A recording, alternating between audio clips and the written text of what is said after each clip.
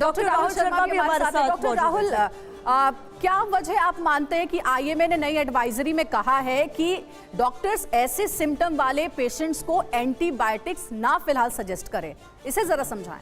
ये बहुत इंपॉर्टेंट है क्योंकि जो वायरस इस वक्त हम देख रहे हैं, ऑल्दो वो कोविड नहीं है, लेकिन हर साल सीजन के साथ हम देखते हैं कि फ्लू सोसाइटी में आता है। इस टाइम इसका स्ट्रेन बदल गया है, ये H3N2 स्ट्रेन आया हुआ है, जिसमें सबसे इंपॉर्टेंट सिम्टम्स है कि फीवर हाई ग्रेड हो रहा है, लोग डर जाते हैं, सेल्फ मेडिकेट करने लगते हैं, या जब भी वो डॉक्टर के पास जाते हैं तो उनको लगता है नहीं एंटीबायोटिक दे दी जाए इन सबको, और वो एंटीबायोटिक लंबे टाइम तक चल रही हैं, जिसके दूरगामी प्रभाव हैं, जिसमें लोगों को एंटीबायोटिक से रेजिस्टेंस हो सकता है और बाकी प्रॉब्लम आ सकती है।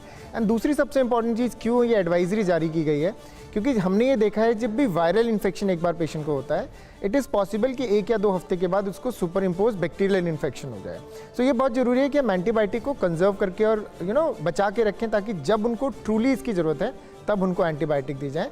लेकिन ये डाटा हमने देखा है कि कोविड से इसका लिंक है कि नहीं।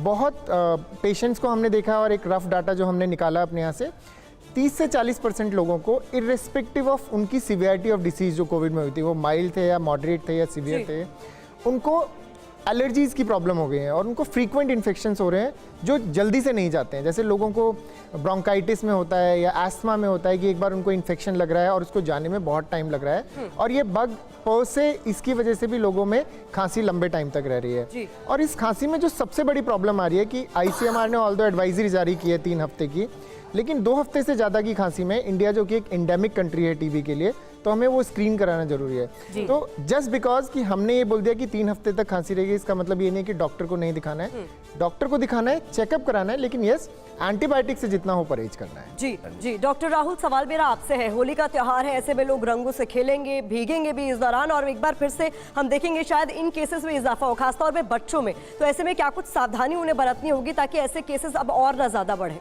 आई थिंक उससे पहले मैं एडवाइजरी की बात करना चाहूँगा, जिसमें ऑल्दो IMA ने कहा है कि 3 हफ्ते तक खांसी रह सकती है, लेकिन अगर खांसी है तो अपना चेकअप जरूर कराएं, क्योंकि अभी रिसेंटली हमने 3-4 दिनों में देखे हैं कि लोग खांसी को इग्नोर कर रहे हैं और उनमें टीबी, कैविटीज़, निमोनिया जैसे सिम्टम्स आ रहे हैं।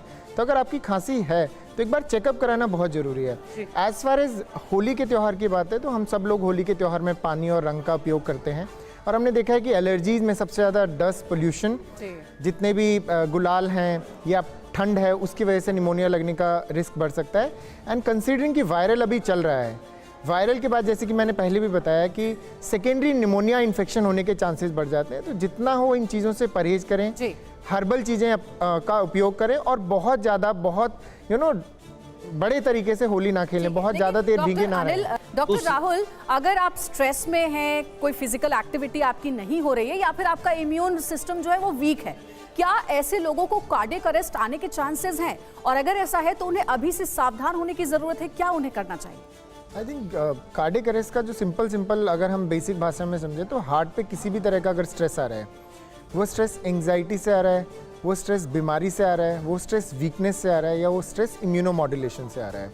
सो जैसा कि हमने देखा कि पोस्ट कोविड बहुत सारे लोगों को जो हमने टारगेट जनरल पब्लिक में लिया कि हमारी ऑक्सीजन ठीक हो गई, इसका मतलब हमारे लंग ठीक हो गए, लेकिन जब वो पेशेंट हमारे पास आते हैं और हम देखते हैं तो उनके लंग फंक्शन 50% काम कर रहे हैं, 40% काम कर रहे हैं, 60% काम कर रहे हैं, और वो उन लोगों को ये फॉल्स सेंस ऑफ फीलिंग है कि लंग तो बिल्कुल ठीक है।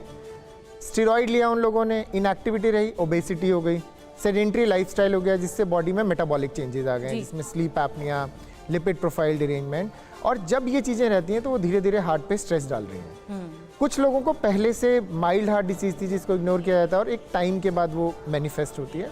सो बॉडी की जो कॉम्पनसेशन पावर है वो हमें असेस करनी होगी। उसको असेसमेंट करने में हार्ट लंग की इवैल्यूएशन करना बहुत ज़रूरी है। उसके इवैल्यूएशन में ब्लड में आपको देखना है कि आपके मेटाबॉलिक पैरामीटर्स, जैसा कि डॉक्टर साहब ने भी बताया, ESR, CRP, लिपिड प्रोफाइल, ये सब ठीक हों, उसके बाद हम कहते हैं कि हाँ चीज़ें इफेक्टिव हैं। यानी डॉक्टर शर्मा, आप इस बात पे फोकस कर रहे हैं कि समय समय पर अपने टेस्ट कराते रहें। डॉक्टर राजशुभन, सवाल मेरा आपसे भी है, हम लगातार चर्चा कर रहे हैं, मुझे लगता है शायद चर्चा इसलिए भी हो रही है क्योंकि जो लगातार हम केसेस देख रहे हैं उसमें जो उम्र का दायरा है वो बहुत कम हो गया है। और पहले हम कभी हार्ट अटैक के बारे में सुनते थे या जिक्र होता था तो 60s में वो लोग होते थे, 60 की उम्र के आसपास के लोग थे जिनको लेकर हम सुनते थे कि हार्ट अटैक हो गया या कार्डियक अरेस्ट हो गया। अब जब हम बात कर रहे हैं इस तरह के केसेस की, डॉक्टर क्लेयर भी कह रहे हैं कि लाइफस्टाइल उसमें एक बहुत महत्वपूर्ण भूमिका निभा रहा है। क्या आप भी एक बड़ा फैक्टर उसको मानते हैं, और बदलते मौसम को भी क्या एक बड़ा फैक्टर मानना चाहिए जो कि ब्लड प्रेशर को आपके हाइप करता है? प्रतिमा, बिल्कुल सही आपने पॉइंट आउट किया। ये सारी चीज़ें तो चल रही हैं, लेकिन आपने गौर किया कि हिंदुस्तान में 10% बच्चे डायबिटिक हो चुके हैं। 1/3 आबादी हिंदुस्तान की डायबिटिक है, जो बहुत बड़ा रिस्क है हार्ट अटैक का। स्क्रीन टाइम मतलब लोगों का मोबाइल पे लगे रहना, जिसमें बहुत सारी चीज़ें आपके यूट्यूब, इंस्टाग्राम, व्हाट्सएप, फेसबुक और ना जाने कितनी चीज़ें, जिसके कारण सर्काडियन रिदम, बायोलॉजिकल क्लॉक गड़बड़ हो गया। रात में लोग जगते हैं, दिन में सोते हैं, जिसके कारण एथेरोमा फॉर्मेशन, हार्ट के अंदर की नली में प्लेक बन जाते हैं। और कभी भी आप एक्सरसाइज कर रहे हो, डांस कर रहे हो, प्लेक रप्चर हुआ और हार्ट अटैक हुआ, आप वहीं मर गए। तो ये आपको देखना पड़ेगा पिछले 20 साल में ही क्यों। ये एक दिन की बात नहीं है, एक दिन में हार्ट अटैक नहीं बढ़ा है। इस पे टॉपअप किया कोविड ने, जो और इन्फ्लेमेटरी रिएक्शन को बढ़ाया है। तो इन सारी चीज़ों को हमें ध्यान देना होगा, अपने लाइफस्टाइल को देखना होगा, लाइफस्टाइल में क्या क्या बदलाव किए। सेडेंटरी लाइफस्टाइल हो गई। पहले फोन आपका स्थगित था, इंसान चलित था। आज फोन आपका चलित मतलब मोबाइल हो गया, इंसान स्थगित हो गया, तो आपकी एक्सरसाइज डाउन हो गई। तो जिम छोड़ के योगासन करें और normal day to day activity में काउंट करें कि आपकी एक्सरसाइज कितनी है, स्ट्रेस लेवल कितना है, सोने जगने का टाइम क्या है, खाने में शुद्ध भारतीय भोजन कितना खाते हैं और पाश्चात्य सभ्यता की चीज़ें कितनी खाते हैं। देखिए हार्ट अटैक केसेज कम हो जाएंगे। तो देखिए आज का ये प्रोग्राम बहुत ही इंपॉर्टेंट है आप सभी दर्शकों के लिए, क्योंकि डॉक्टर्स आपको बता रहे हैं कि बदलती लाइफस्टाइल में कौन कौन सी सावधानियां आपको बरतनी चाहिए, वायरल चैप्टर को देखते हुए भी और पोस्ट कोविड इफेक्ट को देखते हुए भी। हमारे साथ डॉक्टर्स लगातार जुड़े हुए हैं। डॉक्टर राहुल, एक बार फिर से मैं आपका रुख करना चाहूंगी। होली का त्योहार है, लोगों की भीड़ भाड़ इकट्ठी होती है, लोग मिलते जुलते हैं, खेलते हैं और ऐसे में प्रिकॉशंस बरतना भूल जाते हैं। एक बार फिर से जरा दर्शकों को ये समझाइए कि अगर ऐसी कोई अनचाही घटना घटती है जिसके बारे में लगातार हम जिक्र कर रहे हैं, मेडिकल हिस्ट्री को गौर करते हुए कैसी सावधानियां बरतनी चाहिए, खास करके बुजुर्गों और बच्चों के लिए? आई थिंक सबसे इंपॉर्टेंट है जिन लोगों को जो भी बीमारियां हैं, चाहे वो लंग की बीमारी हो, चाहे हार्ट की बीमारी हो या कोई और बीमारी हो, अपनी दवाइयों का सेवन रेगुलर करना है। अगर आपको फ्लू सिम्टम्स चल रहे हैं, खांसी है, बलगम है, बुखार है, तो कोशिश करें कि आप बाकी लोगों से ना मिले ताकि ये इन्फेक्शन उनको ना जाए। और उनके साथ अगर आप रंग का एक्सपोजर लेंगे तो लंग पे और हार्ट पे और ज़्यादा दुष्प्रभाव पड़ता है। तीसरी इंपॉर्टेंट चीज़ है कि जिन लोगों को भी सिम्टम्स हैं, कृपया अपने सिम्टम्स इग्नोर ना करें।